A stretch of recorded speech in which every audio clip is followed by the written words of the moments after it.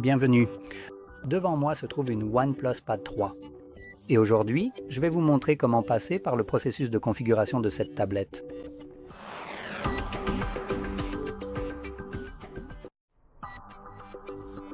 Donc, lorsque vous l'allumez pour la première fois, vous devriez voir l'écran de bienvenue, où il suffit d'appuyer sur la flèche, puis de trouver la langue de votre choix dans la liste.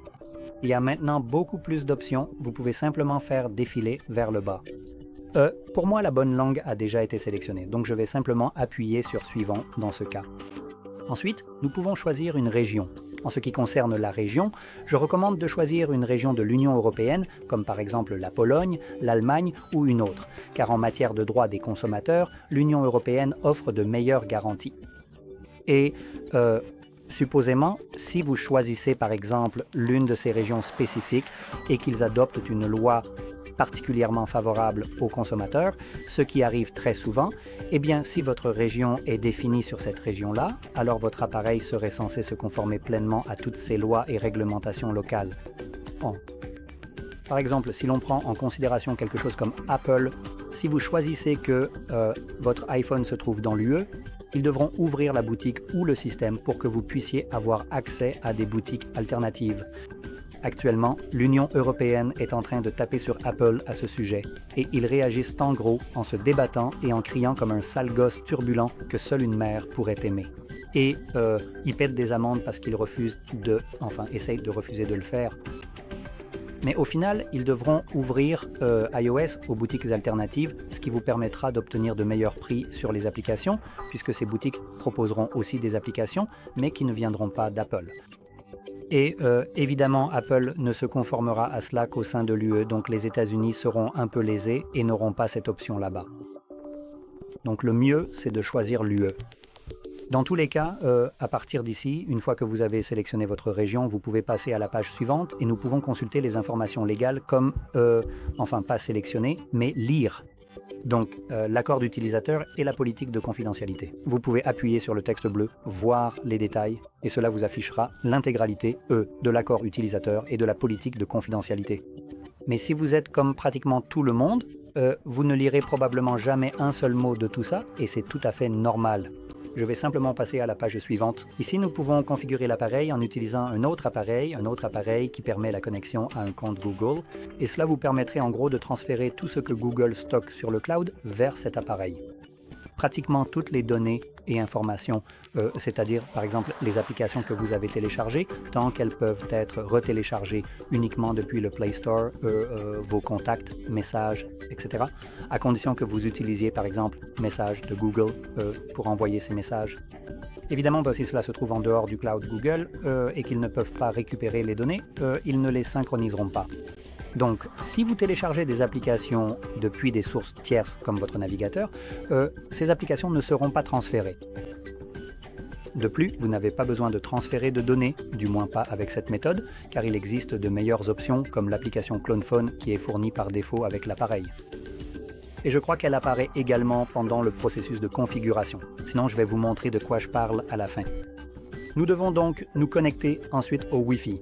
Cette étape est totalement facultative et vous n'avez pas besoin de le faire. Maintenant, vous pouvez vous y connecter et cela définira automatiquement votre date et votre heure si vous le faites et vous donnera la possibilité de vous connecter à votre compte Google, mais je vais l'ignorer. Je ne me soucie pas vraiment de la date, de l'heure et des comptes Google. Alors passons à autre chose. Nous avons des méthodes de déverrouillage. Nous avons le mot de passe, qui peut être un code PIN, un schéma ou un mot de passe, et la reconnaissance faciale, qui est une méthode biométrique. Lorsque vous essayez de la configurer, il vous sera toujours également demandé de choisir un code PIN, un schéma ou un mot de passe. Ou vous pouvez tout simplement ne pas protéger votre appareil du tout, ce que je ne recommanderais pas vraiment, mais c'est ce que je vais faire car c'est plus rapide. Vous pouvez évidemment changer cela plus tard dans les paramètres également. Ensuite, nous avons les services Google comme la localisation, la numérisation et l'envoi de données utilisateurs et de diagnostics. Soyons honnêtes, c'est Android. Désactiver cette option signifie essentiellement tout arrêter.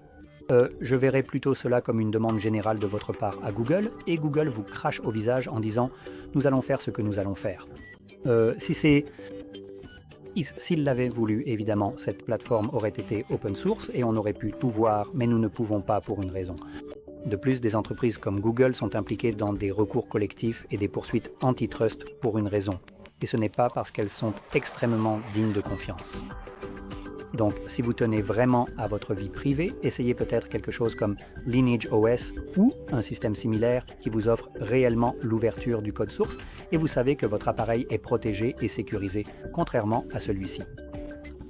Passons à la suite. Nous avons les services recommandés, donc la mise à jour automatique. C'était un vrai casse-langue. Mise à jour automatique pendant la nuit, mise à jour automatique des applications système et d'autres choses encore. Voyons s'il y a quelque chose qui me saute aux yeux. Nous avons donc l'IA, le moteur de service. Bye bye, cela ressemble juste à un logiciel espion.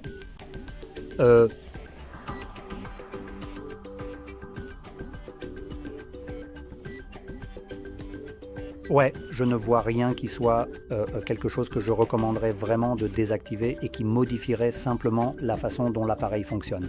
Donc de toute façon, nous pouvons passer en revue tout cela, lire les excellentes descriptions et les désactiver si vous ne le souhaitez pas. Vous pouvez tout basculer là-bas. Ensuite, nous avons la navigation. Nous avons donc des gestes et des boutons. Vous pouvez choisir celui que vous préférez. Moi j'aime bien les gestes, qui sont sélectionnés par défaut. Je vais juste passer à la suite. Et passons à l'OxygenOS. Maintenant, pour revenir à ce que je disais à propos du clonage de du transfert de vos applications, juste ici sur l'écran d'accueil, nous avons la tablette de clonage. Vous pouvez télécharger la même application sur votre ancien appareil, puis simplement sélectionner que ceci est une nouvelle tablette, sur votre ancien appareil. Vous sélectionnerez que ceci est un ancien appareil. Je pense que cela pourrait être la seule option. Et ensuite, il vous suffit de scanner avec cet ancien appareil le code QR ici, et vous pourrez alors facilement transférer toutes les données de votre choix. Et vous avez beaucoup plus de flexibilité dans ce que vous allez transférer, quelle catégorie de données, et exactement quelles données. Et cela crée un point d'accès entre ces deux appareils, donc c'est aussi un processus relativement rapide. Mais dans tous les cas, j'espère que cette vidéo vous a été utile, et si c'est le cas, n'oubliez pas de liker, de vous abonner, et merci d'avoir regardé.